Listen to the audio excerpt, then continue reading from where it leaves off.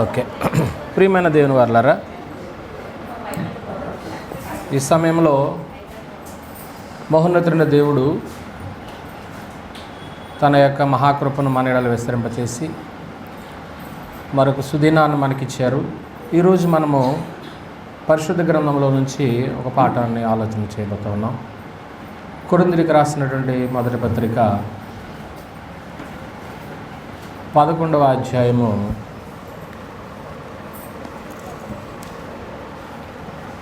'మనము తరచుగా ప్రభురాత్రి భోజన సందర్భాల్లో ఈ లేఖనాన్ని చదువుతూ ఉంటాం. 30వ వచనాన్ని మనం చూసినట్లయితే, ఇందువలననే మీలో అనేకులను బలహీనులు ఉన్నారు. కనుక ఈరోజు మన పాఠం ఏంటన్నట్లయితే, ఎవరు బలహీనులు, ఎవరు బలవంతులు అనే పాఠానికి వచ్చి మనం ఆలోచన చేయబోతున్నాం. ఒక ప్రశ్న మనం వేసుకున్నట్లయితే, మనలో ఎవరైనా బలహీనులు ఉన్నారా?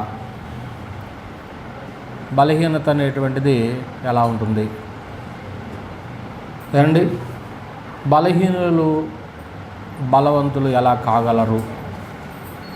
బలహీనులు ఎలా బలవంతులు కాగలరు? అసలు బలహీనత అంటే ఏంటి? బలహీనత అంటే ఏంటి ఏమండి? శరీరంలో కొన్నిసార్లు మనకి ఏదో ఒక అనారోగ్యం ఉంటూ ఉంటుంది. అప్పుడు మనం ఏమంటాం? ఈరోజు మేము చాలా బలహీనంగా ఉన్నామంటాం ఏమండి? శరీరం శక్తి లేనప్పుడు అప్పుడు మనకు వచ్చే మాట ఏంటంటే, దాదాపుగా మేము ఈరోజు చాలా బలహీనంగా ఉన్నామండి అని అంటూ ఉంటాం. అలా బలహీనత అంటే ఏంటి అని మనం ఆలోచన చేస్తే, తమ జీవితాన్ని అపవిత్రపరుచుకునేటువంటి వారు బలహీనులు.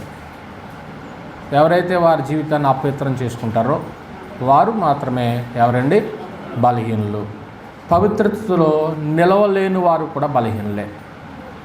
ఎప్పుడైతే దేవుడు పరిశుద్ధపరిచాడో ఆ పరిశుద్ధతలో స్టెబిలిటీగా లేకోకుండా లోకం, ప్రభు, విశ్వాసం, అవిశ్వాసం ఏమండి, దేవుడు, బెలియాలు ఇలాగూ కొంచెం అటు ఇటుగా గాలికి చెదరగొట్టబడేటువంటి పరిస్థితిలో ఉన్నప్పుడు పవిత్రతను కాపాడుకోలేనటువంటి వారు, పరిశుద్ధతలో నిలవలేనటువంటి వారు కూడా బలహీనలేనండి. మరో సంగతి ఏంటంటే, ధనాపేక్షను అణుచుకోలేని వారు కూడా బలహీనలే.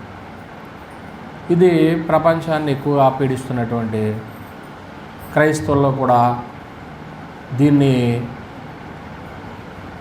వేళ్లతో సహా పెళ్ళగించలేనటువంటి ఆలోచన అందరిలోనూ మెదిలేదే. అది కూడా మనం ఎలాగో చూస్తాం. ధనాపేక్షను అణుచుకోలేని వారు, దేహాన్ని వశపరుచుకోలేని వారు, దేహము తామంతట తామే పనిచేసేస్తూ ఉంటుంది, ఆత్మ చెప్పే పని చేయదు.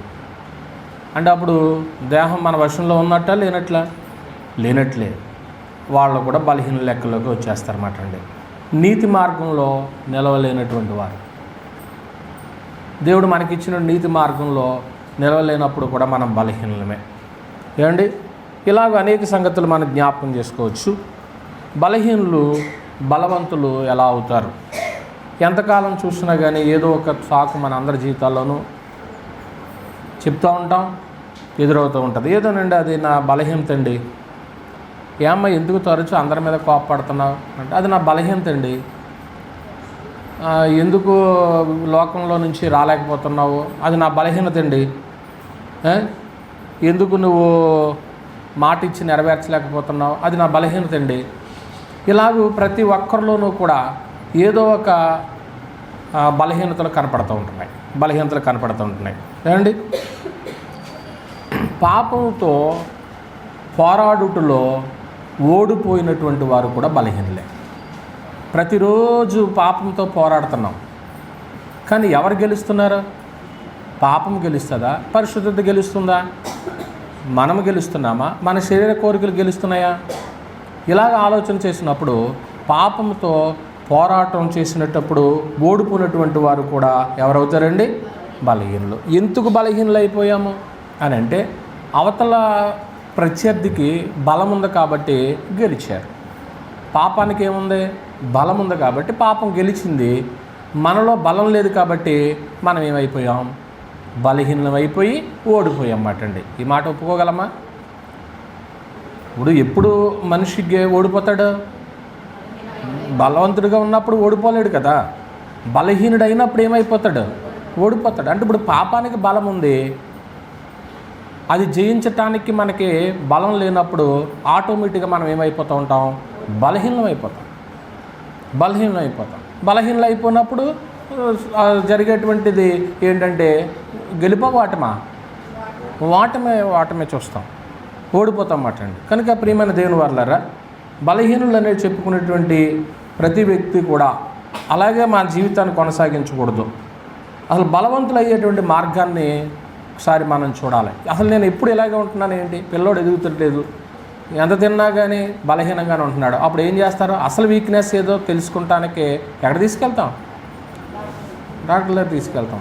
ఈవిడ ఎంతకాలం ఉన్నా కానీ చర్చికి వెళతారు కానీ ఈవిడి సత్య సంబంధంగా లేరు, వాక్యంలో లేరు, దేవుని సంకల్పం ప్రకారంగా లేరు అన్నప్పుడు ఖచ్చితంగా ఆ వ్యక్తికి ట్రీట్మెంట్ అవసరం. ఖచ్చితంగా ఆ వ్యక్తికి ఆత్మ సంబంధంగా వాక్యం అవసరమై ఉన్నటువంటి అనమాట అండి. అందువల్ల ప్రియమైన దేవుని వారలారా, అసలు బలహీనత అనేటువంటిది మరి ఎక్కడ వస్తుంది అనేటువంటిది మనం ఆలోచన చేస్తే, సరే ఇవన్నీ చెప్పుకున్నాం, బలహీనులు ఎలాగవుతారని చెప్పుకున్నాం. పాపం బలంగా ఉన్నప్పుడు ఆటోమేటిక్గా ఏమైపోతూ ఉంటాం? మనం ఓడిపోతూ ఉంటాం, మనలో బలహీనత వచ్చేస్తుంది. అసలు బలవంతులు అవ్వటానికి ఏమైనా అవకాశం ఉందా? అలా ఏదన్నా ఒక టానిక్ ఉందా? లేకపోతే ఏదైనా తినే పదార్థం ఉందా? అది ఈరోజు మనం చూస్తామట అండి. ఏమండి, దానియేలు గ్రంథం 11వ అధ్యాయం.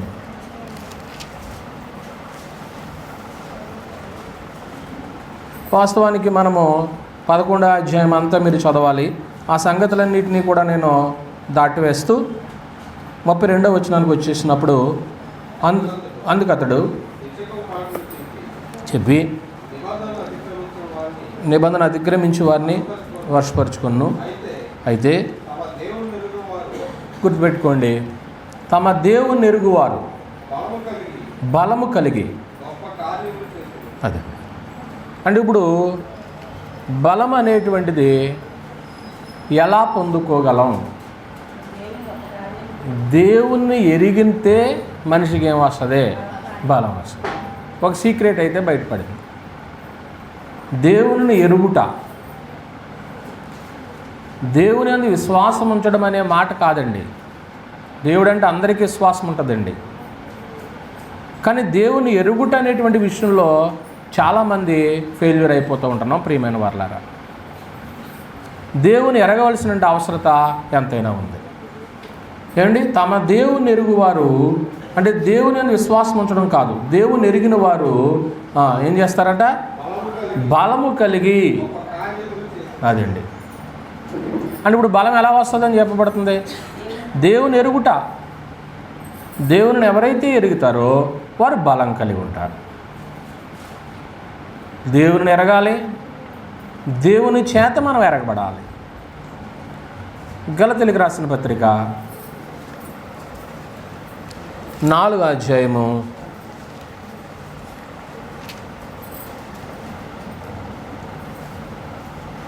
8వ వచనాన్ని మనం చూసినప్పుడు, ఆ కాలమందైతే గతంలో మీరు దేవుణ్ణి ఎరగని వారై నిజమునకు దేవుళ్ళు కాని వారికి మీరు ఏమయ్యారు? దాసులు. అప్పుడు దేవుళ్ళు కాని వాళ్ళకి మీరు దాసులుగా ఉన్నారు. ఇప్పుడు మీరు దేవుని ఎరిగిన వారును, మరి విశేషముగా దేవుని చేత ఏం చేయబడాలన్నాడు? దేవుని చేత ఎరగబడాలి. అందువల్ల దేవుణ్ణి ఎరిగితే మనకేం వస్తుంది? బలం వస్తుంది. ఈరోజు పాఠం ఏంటనుకున్నాం? ఎవరు బలహీనులు, ఎవరు బలవంతులు. సహజంగా మన అందరిలోనే ఏమున్నదని చెప్పుకున్నాం? బలహీనతలు ఉన్నాయి. ఎందుకు బలహీనత వస్తుందని చెప్పాం? పవిత్రతను కాపాడుకోలేనప్పుడు, పరిశుద్ధతలు నిలవలేనప్పుడు, ధనాపేక్షను చంపుకోలేనప్పుడు, దేహాన్ని వశపరుచుకోలేనప్పుడు, నీతి మార్గంలో నడవనప్పుడు, పాపంతో పోరాడుటలో ఓడిపోయామంటే ఆటోమేటిక్గా మన అందరికీ ఏమన్నట్టు? బలహీనత ఉన్నట్టు. వీక్ పర్సనే కదా ఓడిపోతాడు. బలవంతుడు ఏమవుతాడు? గెలుస్తాడు. అంటే ఇప్పుడు పాపానికి బలం ఉంది కాబట్టి గెలుస్తూ ఉన్నది. అయితే ఇప్పుడు బలహీనులు బలవంతులు అవ్వటానికి అవకాశం ఉందా అని అన్నప్పుడు ఇప్పుడు మనం ఏం చూసామంటే అవకాశం ఉంది. అయితే ఇప్పుడు ఏం చేయాలంటే బలం పొందుకోవాలంటే దేవుని ఏం చేయాలి? ఎరుగుట. దేవుని విశ్వాసం ఉంచుట కాదు. దేవుడు అంటే అందరికీ విశ్వాసమే. విశ్వసించడం అనేటువంటిది వేరే సంగతి. కానీ దేవుని ఎరుగుట అనేటువంటిది చాలా ప్రాముఖ్యం. ఇప్పుడు దేవుని ఎరిగితే అప్పుడు మనకేమొస్తుందట? బలం వస్తుంది. దేవుని ఎరుగుట అంటే దేవునందు విశ్వాసం ఉంచడం కాదు, కానీ దేవుని ఎరుగుట అంటే దేవుని మనసును, ఆయన సంకల్పాన్ని ఎరుగుట. ఆయన మనసును తెలుసుకోవాలి. ఇప్పుడు నన్ను తెలుసుకోవాలంటే నా ముఖం చూస్తే తెలుస్తుందా? నా మనసు తెలియాలా? మీరున్నారు, మీ భర్త మీకు తెలియాలంటే ఆయన మనసు చూడాలా, ఆయన అందం చూడాలా? పురుషులకి భార్య తెలియాలంటే భార్య అందం చూడాలా, భార్య మనసు చూడాలా? అర్థమైంది అనుకుంటే మీరు చెప్పకపోయినా కానీ మీకు అర్థమైందా? ఒక్కొక్కరు ఎన్ని సంవత్సరాలు ఉన్నా కానీ భార్య భర్తకి అర్థమవుతుందో, భర్త భార్యకి అర్థం. ఎందుకని? ఇంకా ఎరగలేకపోతున్నారు ఒకరికొకరు. ఇంతకాలం కాపురం చేస్తున్నాను కానీ అసలు నీ మనసు ఏంటో నాకు అర్థం కాదు. సంచల మనసా, లేకపోతే స్టెబిలిటీ లేని మనసు ఏంటిది అసలు? నన్ను ఎందుకు ఎంత ఇబ్బంది పెడుతున్నావు అని అప్పుడప్పుడు కుటుంబాల్లో కలహాలు వచ్చేటువంటి పరిస్థితులు ఉండవా? అంటే ఒకరికొకరు ఇంకా ఏం చేయలేకపోతున్నారు? పూర్తిగా సంపూర్ణంగా ఎరగలేకపోతున్నారు. అంటే దేవుని మనస్సును, ఆయన సంకల్పాన్ని తెలుసుకునటమే దేవుణ్ణి ఎరుగు. ఈవేళ దేవుని మనసు తెలియట్లేదు చాలామందికి. దేవుని యొక్క సంకల్పము తెలియట్లేదు. ఏదో బైబిల్, ఏదో ప్రార్థన, ఏదో చర్చ్ అనుకుంటున్నారే తప్ప ఆయన సంకల్పం అంటూ ఉందని, దేవునికి ఒక మనసు అంటూ ఉందని తెలుసుకోలేకపోవడమే బలహీనత. కనుక దేవుణ్ణి ఎరుగుట అని అనగా ఆయన మనస్సును, ఆయన సంకల్పాన్ని ఏం చేయాలా? యోహాను సువార్త 17వ అధ్యాయము, యోహాను సువార్త 17వ అధ్యాయము 3వ వచనాన్ని మనం చూసినప్పుడు, అద్వితీయ సత్యదేవుడు అయిన నిన్నును నీవు పంపిన యేసుక్రీస్తును ఎరుగుట అన్నాడు. చూడండి. కనుక ఇప్పుడు దేవుని ఎరిగిన వారు ఏం పొందుతారు? సమాధానం ఏమొచ్చింది? బలం వస్తుంది. అంతేనా? ప్రసంగానికైతే సమాధానం వచ్చింది. తమ దేవుణ్ణి ఎరిగిన వారు. మన ప్రసంగానికి కీవర్డ్స్ ఏం రాసుకున్నారో, మూలవాక్యం ఏం రాసుకున్నారో, దానియేలు గ్రంథం 11వ అధ్యాయము 32వ వచనము. తమ దేవుని ఎరిగిన వారు బలము కలిగి గొప్ప కార్యములు చేస్తారు. దేవుని ఎరుగుట అంటే ఆయన మనస్సును, ఆయన సంకల్పాన్ని ఎరుగుట. అంటే ఇప్పుడు దేవుణ్ణి ఎరిగినటువంటి వారికి ఏమొస్తుంది? ఇప్పుడు మాట, మనం అందరం దేవుని ఎరిగిన వారమేనా? దేవుని విశ్వాసం ఉంచిన వాళ్ళమే? విశ్వసించామే తప్ప పూర్తిగా ఆయన మనసును ఏం చేయలేకపోయాం? ఎరగలేకపోయాం. ఎరిగితే పాపం ఎప్పుడో ఓడిపోయిను, మనమే ఏమవుదాం? గెలుపొందు. కానీ ముమ్మారు పాపం ఏమవుతుంది? గెలుస్తూ ఉంది, మనం ఓడిపోతూ ఉన్నాం. కనుక ప్రియమైన దేవుని బిడ్డలారా, ఈరోజు మనం ఏం ఆలోచన చేయబోతూ ఉన్నామంటే, రైట్, దేవుని ఎరిగి ఉన్నామనేటువంటి ఒక సాటిస్ఫాక్షన్ నీకు ఉంది కనుక, దేవుడు నాకు తెలుసు, ఇన్ని సంవత్సరాల నుంచి నేను దేవునిలో ఉన్నాను అని అనుకుంటున్నావు కనుక, రైట్, నీకు బలం అంటూ వస్తే, దేవునిలో బలం అంటూ నువ్వు పొందుకుంటే, అయితే ఆ బలాన్ని మనము ఎలాగూ సద్వినియోగం చేసుకోవాలా, ఆ బలం ఏం కోరుకుంటుంది అనేటువంటి సందర్భాన్ని మనం ఆలోచన చేస్తే, వచ్చినటువంటి బలం ఏం చేస్తుందంటే పవిత్రంగా జీవించాలని కోరుకుంటుంది. దేవుని ఎరుగుట ద్వారా వచ్చినటువంటి బలం ఏం కోరుకుంటుందంట? 3 సంగతులు చెప్తాను. మొట్టమొదటిది ఏంటంటే పవిత్రంగా జీవించాలి అని కోరుకుంటుంది. ఏమండి? ఓకే. దానియేలు గ్రంథం 1వ అధ్యాయం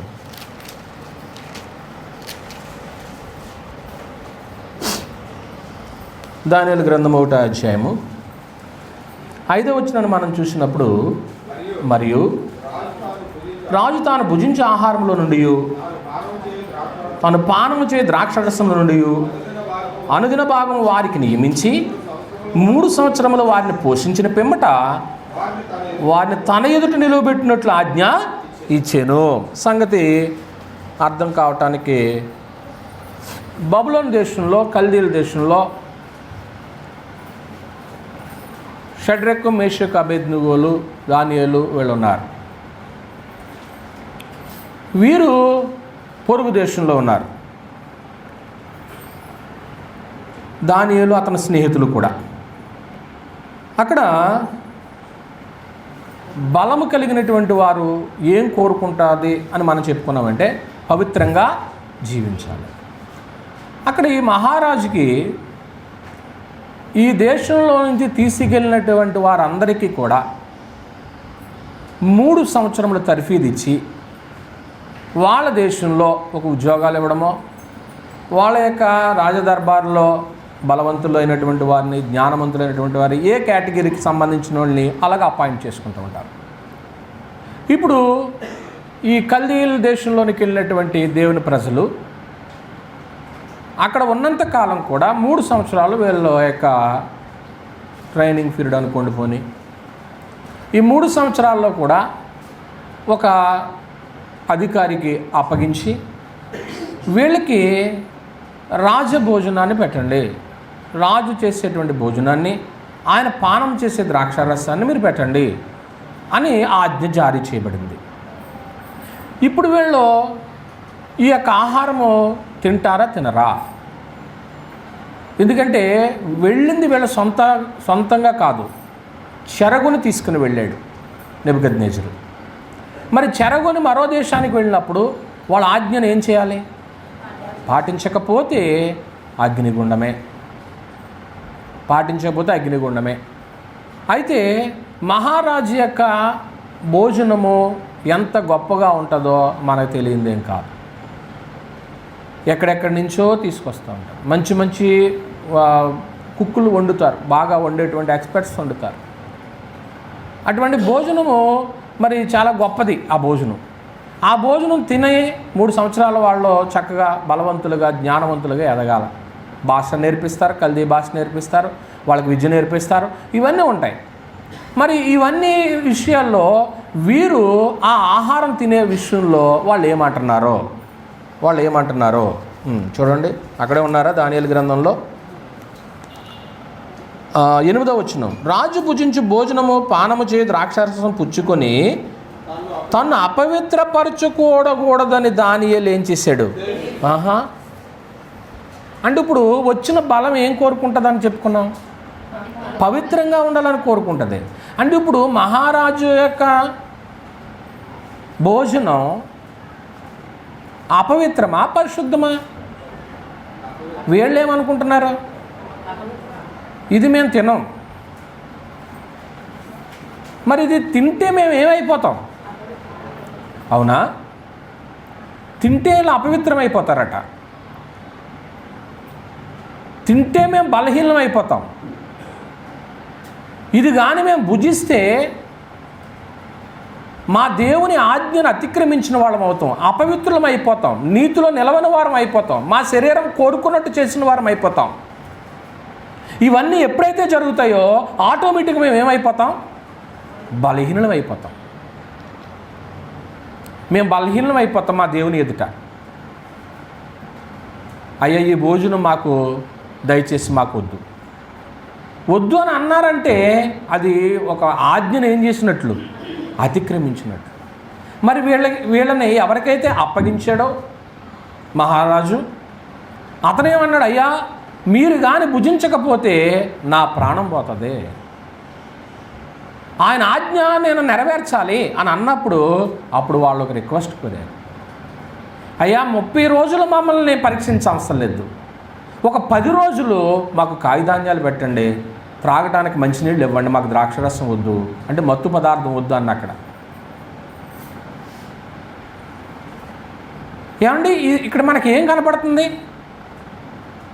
తమ దేవుణ్ణి ఎరిగిన వారు, మా దేవుని మనసు ఏంటంటే మేము పొరుగు దేశంలో విగ్రహార్పితాలు తిన్నప్పుడు మమ్మల్ని మేము ఏం చేసుకున్న వాళ్ళం అయిపోతాం?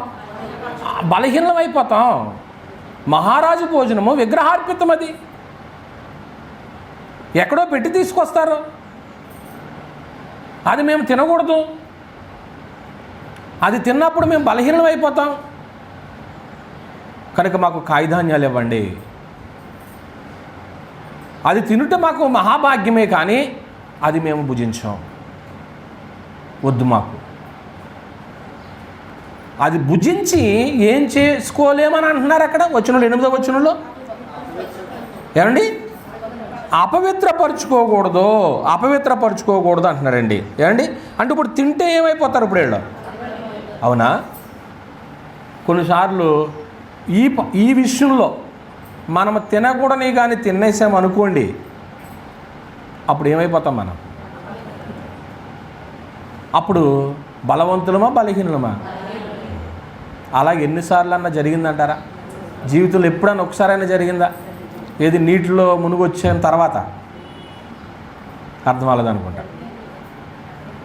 తిరిగి క్రొత్త జన్మించిన తర్వాత, బాప్తిసం పొందిన తర్వాత, క్రీస్తులోకి వచ్చిన తర్వాత ఎప్పుడైనా జరిగి ఉంటుందా?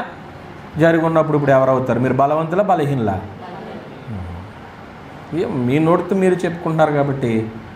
ఒకవేళ మీరు భుజించలేదు, దేవుని మనసు తెలుసు, ఎక్కడ ఎటువంటి పరిస్థితుల్లో ఉన్నా ఈ రోజు కానీ మనం మిస్ అయ్యామంటే ఈ భోజనం మరలా మనకే అన్నట్టుగా ఒక్కొక్కరు ఏం చేస్తారు? ఏమైతే అవుతుందిలే, తినకూడని కూడా షుగర్ ఉన్న వాళ్ళు కూడా ఆ రోజు లడ్డూలు ఏం చేస్తారు? వేసేస్తారు. ఏమండి? డాక్టర్ గారు నువ్వు తినకూడదు ఏమండి అని అన్నారనుకోండి, అయినా కానీ ఏమున్నాయిలే, ఏం తిన్నా కానీ ఇప్పుడు ఏమున్నాయి మళ్ళీ వెంటనే మింగడానికే ట్యాబ్లెట్స్ ఉన్నాయి కాబట్టి మింగేయచ్చాను అనుకుంటాను. అందువల్ల ఏమైనా దేవుని వర్లారా, పరిస్థితులు ఎంత కఠోరంగా ఉన్నప్పటికీ కూడా అపవిత్రపరచుకుంటానికే ఇష్టపడలేదు దానియేలు అతని స్నేహితులు. ఓకే, రెండో సంగతికి వస్తున్నాం. రెండో సంగతి ఏంటంటే, తమ దేవుణ్ణి ఎరిగినటువంటి వారు ఏం చేస్తారని ఉంది? బలము కలిగి ఏమండి గొప్ప కార్యాలు చేస్తూ ఉంటారు అన్నమాటండి. ఇప్పుడు దేవుడు మన పక్షంగా ఉండగా ఏమండి మన పక్షంగా ఉండగా మనం ఏం చేయాలో తెలుసండి? కొద్దిగా మనం ఆయన కోసం ఒక అడుగు ముందుకు వేయాలి, ఒక అడుగు ముందుకు వేయాలి. ఆయన పక్షంగా ఉన్నామనుకోండి, అప్పుడు దేవుడు మన పక్షంగా ఎంత దూరమైనా వస్తాడు, ఎంత దూరమైనా వస్తాడు. కొన్నిసార్లు మన బలహీనతలు ఎలా ఉంటాయంటే, అయ్యా నేను ఇది మానలేకపోతున్నానండి అంటూ ఉంటాను. త్రాగుడు త్రాగే వాళ్ళు కానీ, స్మోకింగ్ చేసేవాళ్ళు కానీ, వీళ్ళందరూ ఏం చేస్తారో తెలుసు, ఇది నా బలహీనత అండి, నేను మానలేకపోతున్నాను అంటున్నారు. అంటే ఇప్పుడు అలాగ అంటున్నారు అంటే దేవుణ్ణి ఎరిగినట్ట ఎరగలేనట్ల? అసలు ఒక 10 రోజులు చూడరాదా? ఇప్పుడు ఆ భోజనం తినడానికి ఎన్ని రోజులు ఆగారు? ఎన్ని రోజులు పరీక్షించమన్నారా? అసలు 10 రోజులు నువ్వు చూసినట్లయితే ఆ 10 రోజుల తర్వాత వాళ్ళ మొక్కలు ఎలాగున్నాయని గ్రంథం చెప్తుంది. ఉందా వచనం? దానియేలు గ్రంథం 15వ వచనం మాట. 10 దినములైన పిమ్మట వారి ముఖములు రాజు భోజనము భుజించు బాలురందరికంటే అంటే ఇప్పుడు ఎవరు బెటర్గా ఉన్నారా? చూసారా? అంటే అపవిత్రపరుచుకున్నటువంటి వారే. అసలు నువ్వు ఒక అడుగు ముందుకే, ఒక 10 రోజులు టెస్ట్ చేయి. నేను ఇది మానలేకపోతున్నానండి, ఇది విడిచిపెట్టలేకపోతున్నానండి, అక్కడికి వెళ్ళకూడదు అనుకుంటున్నాను కానీ వెళ్ళిపోతున్నానండి అంటే, అసలు ఒక 10 రోజులు నువ్వు ఆగితే మిగిలిన అన్నీ కూడా దేవుడు ఏం చేస్తాడు? చూసుకుంటాడు. కానీ ఆ 10 రోజులు కూడా ఏం చేయలేను, ఆగలేకపోతాం. వాళ్ళు 10 రోజులు పరీక్ష పెట్టమన్నారు, 33 సంవత్సరాలు అవసరం లేదు. అంటే మన దేవుని కొరకు మనం ఒక అడుగు ముందుకేస్తే, ఒక 10 అడుగులు నువ్వు ముందుకేస్తే దేవుడు నీ కోసం కార్యం చేయడానికి ఆయన సిద్ధంగా ఉన్నాడు. ఆయన మనసు తెలుసుకోవాలి. ఆయన మనసు మనం తెలుసుకున్నప్పుడు, తండ్రి ఇది నీకు ఇష్టం లేదట, నేను మానలేకపోతున్నాను, ఇదిగో ఇప్పుడు నేను మానటానికి నేను కంట్రోల్ చేసుకుంటానికి 1 రోజు 2 రోజులు 10 రోజులు. ఇప్పుడు కల్దీ దేశంలో వాళ్ళు ఎన్ని రోజులు చూడమన్నారు? 10 రోజులు. ఆ 10 రోజుల తర్వాత వారి మొక్కలు ఎలా ఉన్నాయన్నారు? మరి ఎక్కడి నుంచి వచ్చింది ఇలా బలం? తమ దేవుడు. అంటే మేము 10 రోజులు చేస్తే మిగిలిన అన్నీ కూడా తండ్రి ఏం చేస్తాడంటే మా పక్షాన నుండి మాతో జీవితాంతం నడుస్తాడు. చూసారా ఎంత గొప్ప కార్యం? మరి ఇలా బలవంతుల బలహీనుల? కానీ కల్దీ దేశంలో అందరూ కూడా బలహీనులు అనుకున్నారు.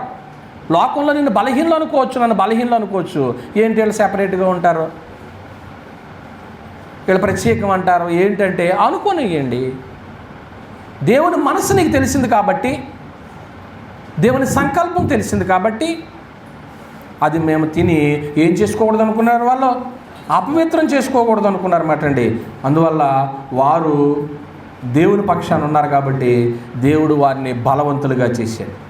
దేవుని ఎరిగిన వారు ఏం చేస్తారంటండి, బలము కలిగి అండి ఎలాంటి బలహీనతనైనా జయించవచ్చు అంటండి. తమ దేవుని ఎరిగిన వారు బలంతో ఉంటారు కాబట్టి ఎలాంటి బలహీనతనైనా ఏం చేయొచ్చండి, జయించవచ్చు అంటండి. వాళ్ళు ఏమంటారో తెలుసండి, ఇదిగో ఈ కల్దీ దేశంలో 60 మూరల ఎత్తు 6 మూరల వెడల్పు కలిగినటువంటి ఒక విగ్రహాన్ని, బంగారు ప్రతిమ నిలబెట్టాడు. నిలబెట్టిన తర్వాత ఆ ప్రతిమకి వెళ్ళి ఏం చేయమన్నాడు, నమస్కారం చేయమన్నాడు. వీరు నమస్కారం చేసేటానికి ఇష్టపడ్డారా? ఇష్టపడలేదు. అంటే వీళ్ళ దేవుని మనసు తెలిసిన వాళ్ళు అందామా, లేకపోతే తెలియని వారు అందాలా? ఒకవేళ మేము చేస్తే మా దేవుని దగ్గర మేమేమైపోతాం, బలహీనం అయిపోతాము, పాపం గెలుస్తుంది, మేము ఓడిపోతాం. అక్కడికి వీళ్ళ మీద ఫిర్యాదు చేశారా లేదా? ఇదిగో ఈ రాజ్యంలో కొందరు ఉన్నారో వాళ్ళు ఏం చేయట్లేదు, ఆ ప్రతిమకు నమస్కారం చేయట్లేదు, ఆ ప్రతిమకు నమస్కారం చేయట్లేదు. ఎప్పుడైనా మనం కూడానండి ప్రతిమలకు మనం ఏం చేయకూడదు, చేయకూడదు, దండము పెట్టకూడదు, మ్రొక్కకూడదు. ఏమండి కొన్ని మొక్కుబడులు ఏమన్నా ఉంటే దేవుని దగ్గరే చేసుకో, ఆయన సన్నిధిలోనే చేసుకో. ఏమండి ప్రార్థన చేసుకో. దేవుని మనస్సు నీకు తెలిసినటువంటి వ్యక్తివి కనుక మరి ఆ సమయంలో వారికి ఏం జరిగింది తెలుసా? చూడండి ఒకసారి. దానియేలు గ్రంథము 3వ అధ్యాయము, దానియేలు గ్రంథము 3వ అధ్యాయము ఎన్నో వచనంలో ఉంది, 12వ వచనంలో, రాజా తాము షడ్రెక్కు, మేషకు, అబేద్నెగో అను 3 యూదులు బబులోను దేశంలో రాచకార్యములను ఏం చేయట్లేదు, విచారణ నియమించితిరి. ఆ మనుషులు తమరి ఆజ్ఞను ఏం చేయలేదు, లక్ష్య పెట్టలేదు. 14వ వచనానికి వచ్చేస్తాం. అంతటా నెబుకద్నెజరు వార్త ఇట్లన్న, షడ్రెక్కు, మేషకు, అబేద్నెగో మీరు నా దేవతను పూజించుట లేదనియు నేను నిలువబెట్టించిన బంగారు ప్రతిమకు నమస్కరించట్లేదని నాకు వినబడింది, ఇది నిజమా? బాకా, పిల్లనగో, పెద్ద వీణే, సింఫోనియా, విపంచిక, సకల విధముల వాద్యములను మీరు విను సమయంలో సాగలపడి నేను చేయించిన ప్రతిమకు నమస్కరించడానికి సిద్ధముగా ఉండేలా సరే మీరు నమస్కరింపినలా తక్షణమే ఎక్కడేస్తానన్నాడు. మండుచున్న వేడిమి గల అగ్నిగుండములో మీరు నా చేతి నుండి మిమ్మల్ని ఎవరిని ఏం చేయలేరు, నేను పెంపలేరు. షడ్రెక్కు, మేషకు, అబేద్నెగో రాజుతో ఇలాగ చెప్పారు, నెబుకద్నెజరు ఇందుని గురించి నీకు ప్రత్యుత్తరం ఇవ్వాలన్న చింత మాకు లేదు. మేము సేవించున్న దేవుడు మండుచున్న వేడిమి గల ఈ అగ్నిగుండంలో నుంచి మమ్మల్ని తప్పించి రక్షించుటకు సమానం. ఏమండి ఇక్కడ వాళ్ళ ప్రతిమకు నమస్కారం చేయకపోతే వాళ్ళకి ఇవ్వబడినటువంటి పనిష్మెంట్ ఏంటంట, అగ్నిగుండం, వేడిమి గల అగ్నిగుండంలో కాలిపోతారు. పోతే ఏం పోయిందిలే, ఒక దండం పెడితే పోయే కదా అనుకుని సరిపెట్టుకున్నారా? ఏమన్నారండి? నెబుకద్నెజరు ఇందును గురించి నీకు సమాధానం చెప్పవలసిన పనే ఏండి? ఒక అధికారిని, దేశ ప్రధానిని అలా మాట్లాడతారండి? అసలు మామూలుగా మనమే మనకంటే పెద్దోళ్ళని పేరు పెట్టి పిలుస్తామా? పిలవలేం. చిన్నపిల్లలంటే ఏదో పిలుస్తాం. మరి నెబుకద్నెజరు అంటే ఎంత పెద్దోడండి, దేశానికి పరిపాలిస్తున్నటువంటి వ్యక్తిని పేరు పెట్టి పిలుస్తానికి ఎంత గుండెలు ఉండాలండి, ఎంత ధైర్యం ఉండాలండి. అంటే ఇప్పుడు ఏళ్ళలో ఏం కనపడుతుంది ఈరోజు పాఠాన్ని బట్టి? అది ఎందుకంటే మా దేవుని బలం ఏదో మాకు తెలుసు, నీ బలం ఏదో మాకు తెలుసు. మా దేవుని ముందు నువ్వెవరో బలహీనుడివే, మా దేవుని ఎరిగిన వారం కాబట్టి మేము బలవంతులం. ఇందును గురించి నీకు సమాధానం చెప్పవలసినటువంటి అసలు పనే లేదు. అసలు నీకు సమాధానమే చెప్పం మేము. కొన్నిసార్లు మనం కూడా అవతల వాళ్ళకే, ప్రత్యర్థులకి ఏమంటాం, అసలు నీకు సమాధానం చెప్పవలసిన పనే. ఎందుకని? నీకు తెలుసు, నీ బలం ఏదో నీకు తెలుసు కాబట్టి, నువ్వు బలవంతుడిగా ఉన్నావు కాబట్టి ఆ విషయంలో సమాధానం చెప్పవలసిన పనే ఉంది. నేను కూడా మత్స్యశాఖ వాళ్ళు కనపడతా ఉన్నప్పుడు అసలు పెద్ద పట్టించుకోను. నేను ఒకవేళ వాళ్ళ ముందు మనకు ఒకవేళ ఐశ్వర్యం లేకపోవచ్చు, కానీ దేవుడు ఇచ్చిన జ్ఞానం ఉంది కదా. మిమ్మల్ని అందరినీ కూడా ఎలా తయారు చేయాలి? దేవుని జ్ఞానంతోనే తయారు చేయాలని నా తపన. మీ దగ్గర వాక్యం ఉందనుకోండి, అపవాదే గజగజలాడతాడంటే లోకం గజగజలాడదా? నీ స్నేహితులు, నీ రక్త సంబంధులు అందరూ కూడా అమ్మో ఈయన దగ్గర దేవుని మాటలు ఉంటాయి, ఈమె దగ్గర దేవుని మాటలు ఉంటాయని ఆశ్చర్యపోతారే. వీళ్ళకి ఇంత బలం ఎక్కడి నుంచి వచ్చింది? తమ దేవుణ్ణి ఏం చేసిన వాళ్ళు? ఎరిగిన వారు, ఎరిగి ఉన్నారు కాబట్టి ఒకవేళ అగ్నిగుండంలో వేసినా కానీ మేము ఆ ప్రతిమకి ఏం చెయ్యం?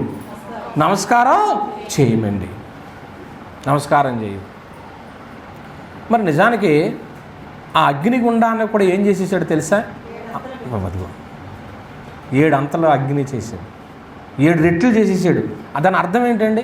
అంటే ఇతను కోపం వచ్చినట్ట రానట్ట? అంత కోపం వచ్చిందని అర్థం. అక్కడ అంత కోపం వచ్చేసింది. మహారాజుకి కోపం వస్తే రాజు తలుచుకుంటే దెబ్బలకే కొదువులే. నా కోపం రానే, ఒక కోపం వచ్చిందంటే నేనేం చేస్తానో నాకే తెలియదు అంటారనరా మనిషికి కోపం వస్తేనే. మరి ఈయన దేశ అధినేత, ఈయన కోపం వస్తే ఎలా ఉంటుంది? అగ్నిని ఏం చేశాడట? 7 రెట్లు చేసేసాడు. వేసేయండి, వేసేసారండి. వేసేస్తే వేసిన వారు కూడా ఏమైపోరట ఆ వేడికి. మరి అందులో ఉన్న వాళ్ళు కాలిపోరా? అగ్నిగుండంలో వాళ్ళు కాలిపోతారా? కాలిపోరా? కానీ వారు కాలిపోయారా? నువ్వు ఒక 10 అడుగుల ముందుకే, నువ్వు కొంచెం చెయ్యి, దేవుడు చేస్తాడు. ఇప్పుడు అగ్నిగుండంలో వాళ్ళ చేతికి కాళ్లకు సంకెళ్ళు లేకుండా చక్కగా భూమి మీద తిరిగినట్లు ఏం చేస్తున్నారు? తిరుగుతున్నారు. ఏంటండి? మా దేవుని బలం మీద మాకు తెలుసు, మేము బలహీనం కాం, మా శరీరం వశపరుచుకున్న వాళ్ళం, మేము పరిశుద్ధతను కాపాడుకున్నటువంటి వాళ్ళం, నీతి మార్గంలో నడిచినటువంటి వారము. ఆశ్చర్యం వేసింది నెబుకద్నెజరుకి, ఆశ్చర్యం వేసింది. ఏంటి మనం 3 వేసాం, ఎంతమంది ఉన్నారా? 4 ఉన్నారండి. ఆశ్చర్యంగా పిలిచాడు. దానియేలు, షడ్రక్, మేషక్, అబేద్నెగో మీరు ఒకసారి అగ్నిలో నుంచి బయటకు రండి అన్న. వచ్చారా లేదా? కనీసం కాలిన వాసన కూడా రాలేదంట. తర్వాత ఏం జరిగింది మీ అందరికీ తెలుసు. అప్పుడు ఏమన్నాడు తెలుసా మహారాజు? నిజంగా వీళ్ళు నమ్మినటువంటి దేవుడే పూజార్హుడు. అంటే నువ్వు దేవుని కోసము ఒక 10 అడుగులు ముందుకేస్తే, ఇది నేను చేయలేకపోతున్నాను, నేను వీక్ అయిపోతున్నాను, ఇది నా బలహీనత అనటానికి లేదు. రైట్, బలహీనలమే, అందరూ బలహీనలు కాదని నేను ఏం చెప్పట్లేదు. కానీ ఈ బలహీనతను జయించడం ఎలాగో చెప్తున్నాడు. తమ దేవుణ్ణి ఎరిగిన వారు, నేను దేవుణ్ణి ఎరిగితే నా బలహీనత పోయి దేవుడు నాకు ఏమిస్తాడో? బలం ఇస్తాడు. నువ్వు దేవుణ్ణి తెలుసుకోలే అమ్మా అయ్యా, ఆయన మనస్సును తెలుసుకో. ఆయన మనసు ఏంటి? నేను ఒక 10 అడుగులు వేస్తే నా కోసం ఎంత దూరమైనా వస్తా. అగ్నిగుండంలో కూడా వచ్చాడే లేదా? వాళ్ళకి హాని ఏమైనా జరగనిచ్చాడండి? జరగనివ్వలేదండి. అంటే వాళ్ళు ఏం చేశారో చెప్పండి. వాళ్ళు ఏం చేశారంటే, ప్రారంభంలో మనం అనుకున్నట్లుగా శరీరాన్ని వశపరుచుకుని పవిత్రంగా జీవిస్తూ దేవుని సంకల్పాన్ని నెరవేరుస్తూ దేవుని చిత్తానికి లోబడిపోయారు. కాబట్టి దేవుని మనసు ఏదో వాళ్ళకే తెలుసు. ఒక్కొక్కళ్ళు మనసు దోచుకుంటామంటారు చూసా. వాళ్ళ మనసు దోచుకుంటే వాళ్ళ కడుపులో ఉన్నది కూడా ఏం చేస్తారంట? అంటే మాటకే అంటారా? అంటే సమస్తాన్నే బలవంతంగా నాకు పెట్టలేదేంటి, నాకు పెట్టలేదంటే ఎవడెడతాడు నీకు? ఈ బలవంతాన్ని ఎవరు చేసినా అది వృధా. అదే మనసులో ఉందనుకోండి, అడగకముందే అంటే దాని అర్థం ఏంటి? ఈవిడ నా మనసుని ఏం చేసింది? దోచుకుంది. ఈయన నా మనసును దోచుకున్నాడు. నువ్వు ఒక 10 అడుగులు ఆవిడ కోసం ఏదైనా చెయ్యి, ఆయన కోసం చెయ్యి. నా కోసం ఇంత చేస్తుంది ఈవిడ, నేను ఎందుకు చేయకూడదు? దేవుని కోసం ఇంత చేస్తుంది, నా కోసం నా కొడుకు ఇంత చేస్తున్నాడు, నా కుమారుడు దేవుని కోసం ఇంత పని చేస్తున్నాడు, నేను ఎందుకు చేయకూడదు అనుకోడా దేవుడు? ఆదివారం ఒక 2 గంటలు కూర్చుంటున్నారు. మీరు కూర్చోలేదా? కూర్చుని దేవుని ఆరాధిస్తున్నారు. దేవుడు దాన్ని వృధాగా తీసేస్తాడా? మీ దినచర్యలో 2 గంటల దేవునికి కేటాయించారు. నా కుమారుడికి నా కుమార్తెకి నేను ఇంకా 2 గంటలు ఇచ్చాడు, కానీ నేను రోజంతా ఆయనకు తోడుగా ఉండాలి. అది ఎరిగిన వాళ్ళే చేస్తారు, కానీ ఎరగని వాళ్ళు ఏమనుకుంటారు? ఈ 2 గంటల్లో కూడా మళ్ళీ మిస్ అయిపోతే ఎలాగో అనుకోమా? కొన్నిసార్లు కరెక్ట్గా అప్పుడే మనకి ఇంపార్టెంట్ది వచ్చింది అనుకోండి, అప్పుడు ఏం చేస్తాం? అప్పుడు ఏమైపోతాం? బలవంతులు అవుతాం, బలహీనలు. అప్పుడు బలహీనలు అయిపోయినప్పుడు వెంటనే ఒకటి గుర్తు రావాలా, మన దేవుని ఏం చేయని వారం అప్పుడు మనం ఎరగలేని వారు. మరి అంతకాలం ఉన్న దేవుని ఎరగకపోతే మనలో ఏమైపోతున్నామండి? బలహీనలు అయిపోతాం. ఈరోజు మన పాఠం ఏంటండి? ఎవరు బలహీనులు?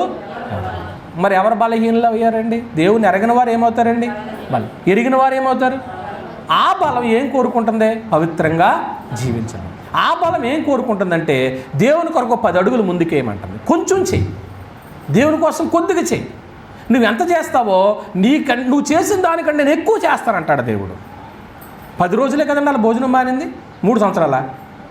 10 రోజులు మానినందుకు వాళ్ళ దేవుని మనసు తెలుసు కాబట్టి 10 రోజులు చేస్తే దేవుడు లైఫ్ లాంగ్ వాళ్ళతో ఉన్నాడా లేదా? ఇది దీనికి రహస్యం అండి, తెలియదు మనకి. దేవుని కోసం నేను చేస్తానని గట్టిగా ఫిక్స్ అయిపోమా, అయ్యా నేను ఏదేమైనా నేను దేవుని కోసం జీవిస్తానో అని తీర్మానం చేసేసుకో. నీ తీర్మానాన్ని బట్టి దేవుడు ఇంకా నీతో ఉండి ముందుకి నడిపిస్తాడు, అనేకమైన కార్యాలు చేస్తాడు. కానీ మన బలహీనత ఏంటో తెలుసా? కొన్ని మనం ఏం చేస్తున్నామంటే చంపలేకపోతున్నాం. చంపడానికి కూడా ఏముండాలండి? ఆడెవడో మొత్తానికి చంపేసి కుక్కర్లో వేసేసాడంట ఏమండి? చంపడానికి ఏముండాలి? ధైర్యం ఉండాలి. ఎందుకన్నా చెప్తాను, ఇప్పుడు చంపడానికి ధైర్యం ఉండాలండి అండి.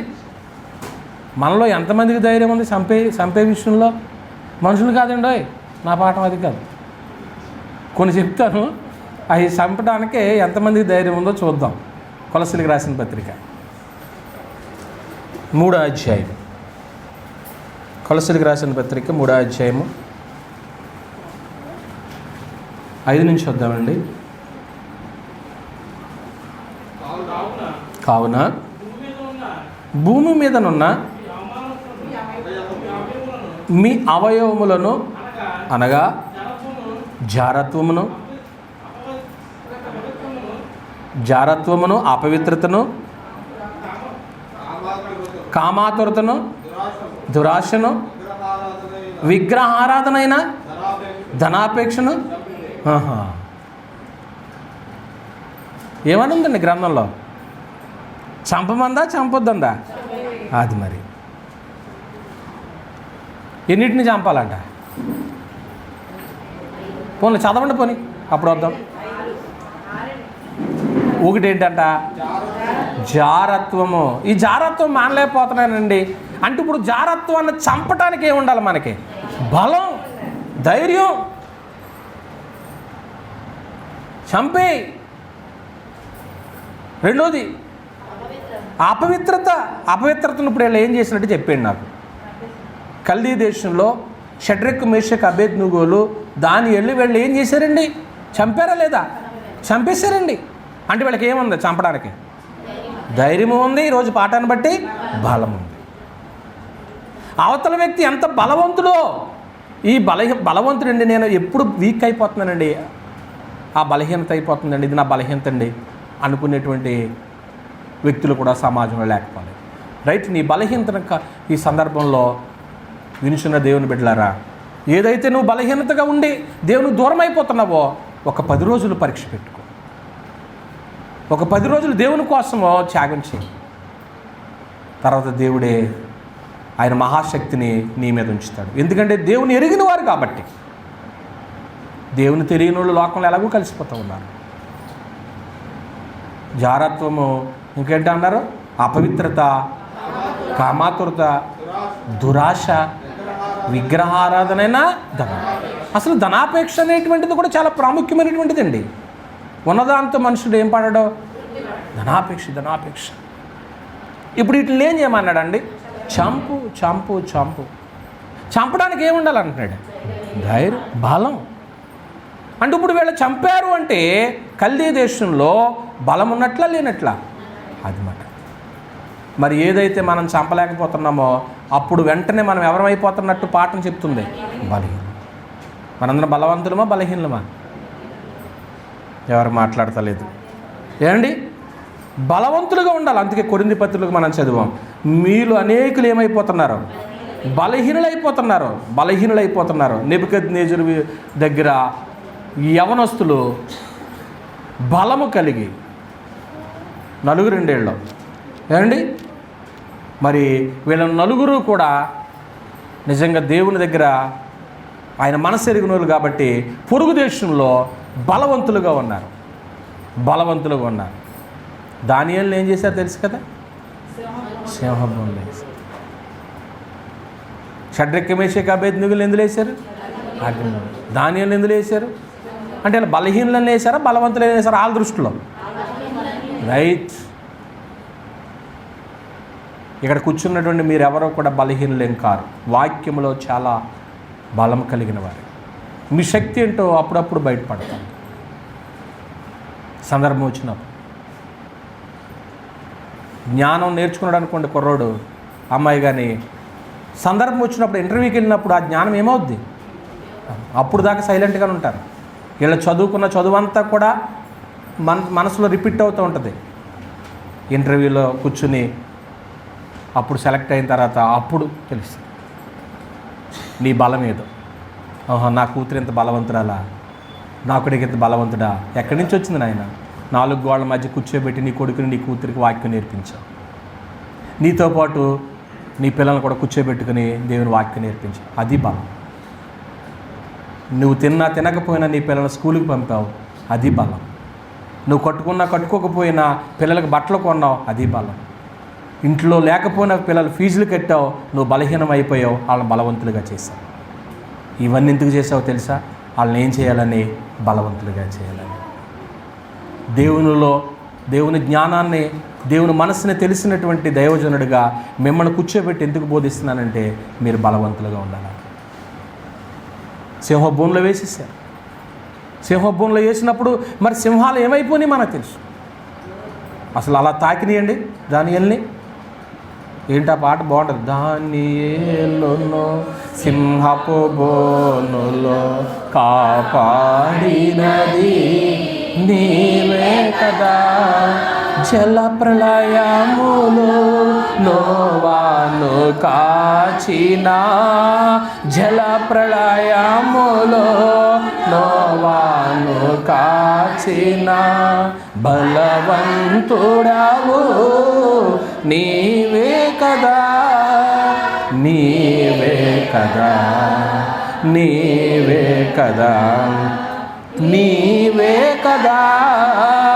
హల్లెలూయా, హల్లెలూయా, హల్లెలూయా, హల్లెలూయా, హల్లెలూయా. శృతి చేసి నే పాడనా స్తోత్ర గీతం, స్తుతించి నే పొగడనా స్వామి, శృతి చేసి నే పాడనా స్తోత్ర. ఎప్పుడైతే దానియేలును సింహబోన్లో వేశారో పాపం ఏమి చేస్తాడండి? కాకపోతే పాఠంలో ఒక కీలకమైన సంగతి ఉంది. తమ దేవుణ్ణి ఏం చేసిన వాళ్ళు? ఎరిగిన వారు. తమ దేవుణ్ణి ఎరిగిన వారు ఏం కలిగి ఉంటారండి?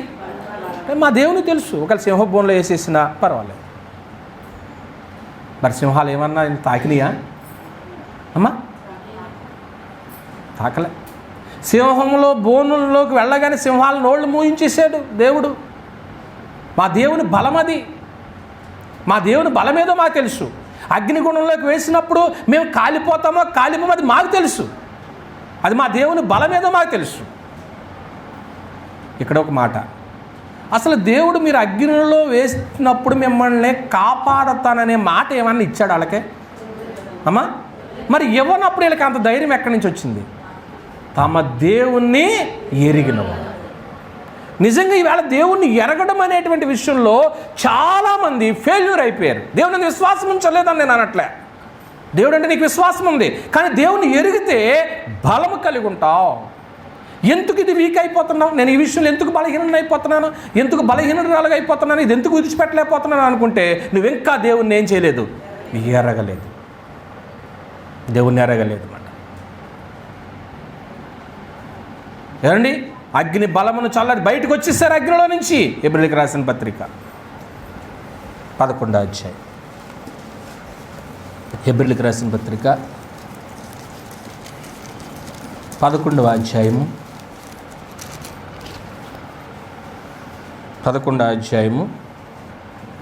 34 వచ్చిన అగ్ని బలమును చల్లార్చిరి, ఖడ్గదారును తప్పించుకొనిరి, బలహీనులుగా ఉండి ఏం చేయబడ్డారు? బలపరచబడిరి. యుద్ధములో 33వ వచనంలో వారు విశ్వాసము ద్వారా రాజ్యములను జయించిరి, నీతికారం జరిగించిరి, వాగ్దానములు పొందిరి, సింహముల నోళ్ళను ఏం చేశారు? ఇక్కడ ఒక విషయం, సింహాల నోళ్ళనే ఏళ్ళు మూసారా, దేవుడు మూసాడా? తమ దేవుని ఎరిగారు కాబట్టి. గొప్ప మాట. మా దేవుని ఎరిగితే ఆయనే చేస్తాడు. అసలు నువ్వు ఒక్క అవకాశం ఇచ్చి చూడు, నీ హృదయంలో కొంచెం స్థానం ఇచ్చి చూడు, ఒక ఖాళీ స్థలం ఇచ్చి చూడు. మనందరికి ఒక నమూనా, ఇక్కడ ఖాళీ స్థలం ఉంది, రంగారావు గారు ఖాళీ స్థలం ఇచ్చారు. ఇక్కడ ఏం చేయబడింది? మన ప్రత్యక్ష సాక్ష్యమే కదా. నీ హృదయాన్ని దేవునికి ఖాళీ ఇచ్చే అక్కడ దేవుడు దాన్ని ఏదో ఎస్టాబ్లిష్ చేస్తాడు, దేవుడు అనుకున్నది ఏదో జరిగిస్తాడు. కానీ హృదయం నీ దగ్గరే ఉంచుకుంటున్నావో, హృదయంలో దేవునికి ఇష్టం కానిది ఏదో పెట్టుకుంటున్నావో, అది దేవునికి ఇవ్వట్లేదంటే నువ్వు దేవుణ్ణి ఇంకా ఏం చేయనట్లు ఎరగకపోతున్నావేమో ప్రియమైన సహోదరుడా, సహోదరి. మా దేవుడు శక్తిమంతుడు, ఏదైనా చేయగలడు. అగ్నిగుండంలోకి వెళ్ళినా కానీ మాకు ఏ హాని చెయ్యడు ఆయన, అది మాకు తెలుసు మా దేవుని శక్తి ఏదో. అని నీవేం చేస్తావు? మాది ఇస్తే మా ప్రాణం తీస్తావు, తీసేయి. అసలు ఇందుని గురించి నీకు సమాధానం చెప్పవలసిన, ప్రత్యుత్తరం ఇవ్వవలసిన చింత మాకు లేదు. నెబుకద్నెజరు పేరు పెట్టి పిలిచారు. ఎన్ని గుండెలు ఉండాలి, ఎంత బలం ఉండాలా? దేవుని రీతి అంత బలం వస్తుంది అన్నమాట, అంత బలం వస్తుంది అన్నమాట. ఒక్కొక్కసారి వాక్యంతో మీరు పోట్లాడటం చూడాలి. మీకు వాక్యంతో ఎప్పుడన్నా ఎవరితోనైనా పోట్లాడారా?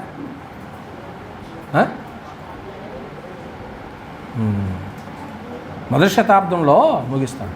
మొదటి శతాబ్దంలో నాస్తిజం అనేటువంటి ఒక సిద్ధాంతం బయలుదేరింది. జ్ఞానతత్వవాదం. కొందరు వాదిస్తూ ఉంటారు, మనం ఎంత వాళ్ళు వాదించినా, మనం ఎంత వాదించినా కానీ అనుకున్న పాయింట్కి వస్తారా? రారు. ఇలా వాదించటానికి యోహాను గారిని దేవుడు ఎఫెసులో పెట్టాడు. చరిత్ర చెప్పే సత్యం ఏంటంటే, పాము ముంగీస దెబ్బలాడినట్లుగా జ్ఞానతత్వవాద నాస్తిజంతో అంత దెబ్బలాడేవాడట. శరంతస్ అనేటువంటి ఒకడు ఉండేవాడట. వాడు మంచి తెలివైన వాళ్ళు, లోకంలో చాలా జ్ఞానం కలిగినటువంటి వాళ్ళు ఉన్నారండి. ఏమంటే అంత జ్ఞానవంతులకి బైబిల్లో 4 సూత్రాలు చెప్పు, దేవుని సంకల్పంలో 5 సంగతులు చెప్పు, వాళ్ళకి తెలిసయ్యి. అసలు దేవుని సంకల్పం అనేటువంటి సంగతే కొందరికే తెలియదండి. అసలు బైబిల్ ఎన్ని సంఘాలు ఉన్నా తెలియదండి, బైబిల్ ఎన్ని విశ్వాసాలు ఉన్నా తెలియదండి. కానీ నువ్వు తెలుసుకున్నావు కాబట్టి నువ్వు బలవంతురాలివే.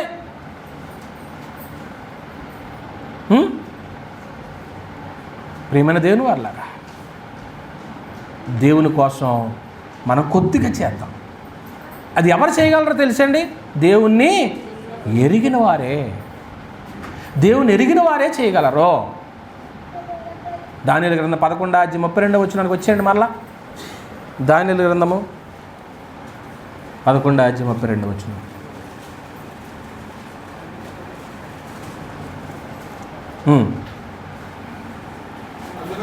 అందుకతడు దానియేలు 11:32 కదా మన కీ వెర్స్ అండి. 11:32 తమ దేవుణ్ణి ఎరిగిన వారు బలము కలిగి, అంతే, తమ దేవుణ్ణి ఎరిగినటువంటి వారు బలహీనులు అవుతారా, బలవంతులు అవుతారా? బలవంతులు అవుతారు. అప్పుడు దానియేలు, షడ్రెక్కు, మెషెక్కు నమ్మినటువంటి దేవుడే నిజమైన పూజార్హుడని మహారాజు గుర్తించాడా లేదా? గుర్తించాడు. ప్రియమైన వారు, బబులోను దేశంలో 4 రాజులండి, నెబుకద్నెజరు, బెల్షాజరు, దర్యావేషు. ఈ 4 రాజులు మారినా వీళ్ళ మట్టుకు వాళ్ళ దేవుణ్ణి ఏం చేయలేదు, మార్చలేదు. వాళ్ళు ఎలా ఉన్నారో స్థిరంగా ఉన్నారో, అగ్నిల గుండంలో వేసినా కానీ అలాగే ఉన్నారో, సింహభూమిలో వేసినా కానీ అలాగే ఉన్నారో. ఎందుకంటే వాళ్ళకి దేవుణ్ణి ఎరిగిన వారు కనుక వాళ్ళు ఏం కలిగి ఉన్నారమ్మా? బలము కలిగి. దేవుణ్ణి ఎరిగిన వారు ఏం చేస్తారు చెప్పేయండి అమ్మా? బలము కలిగి గొప్ప కార్యాలు చేస్తారు. కనుక దేవుని పని చేద్దాం, దేవునిలో ఎదుగుదాం, బలహీనలు కాదు బలవంతులుగా ఉందాం, బలవంతులుగా ఉందాం. ప్రారంభంలో కొన్ని చెప్పాను ఏంటండి బలహీనలు. ఎవరు బలహీనలు? ఆ శరీరాన్నే అపవిత్రపరుచుకునేవారు బలహీనలు, పవిత్రతలో నిలవలేనివారు, ధనాపేక్షను అణుచుకోలేనివారు, దేహాన్ని వశపరిచి నీతి మార్గంలో నిలవలేనివారు, పరిశుద్ధతను కాపాడుకోలేనివారు. వీళ్ళందరూ ఎవరండి? బలహీనలు. ఎందుకు బలహీనత వస్తుంది? దేవుణ్ణి ఏం చేయకపోవటం వల్ల.